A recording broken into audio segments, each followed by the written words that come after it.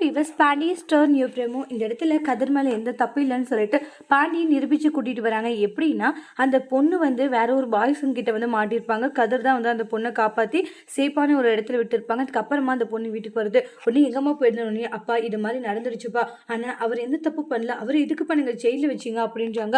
இங்கே பாருப்பா, சொல்ல போனால் அவர் தான் என்னுடைய உயிரையே காப்பாற்றினாருன்னு சொல்லிட்டு அந்த பொண்ணு சொல்லுது.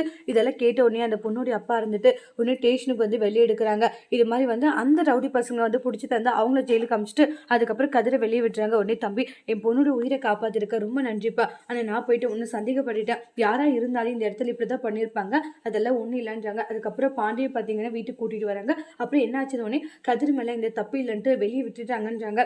எல்லா தப்பும் சில ரவுடிங்க மேலே அவங்கள அரெஸ்ட் பண்ணிட்டாங்கன்னு உடனே கதிரை நீ வந்துட்டியடான்னு சொல்லி கட்டி பிடிச்சிக்கிறாங்க. அப்புறமா ராஜையும் போயிட்டு கதிரை கட்டி பிடிச்சிட்டு கவலைப்பட்டு அழுதுட்டு இருக்காங்க. அதெல்லாம் ஒன்றும் இல்லை, நான் தான் வந்துட்டு அப்புறம் என்ன அப்படின்றாங்க. டே பாவண்ட ராஜி ரொம்ப கவலைப்பட்டுட்டா அப்படின்னுவாங்க. அப்புறமா அந்த இடத்துல முத்துவேலு எல்லாருமே ஷாக் ஆகி நிற்கிறாங்க.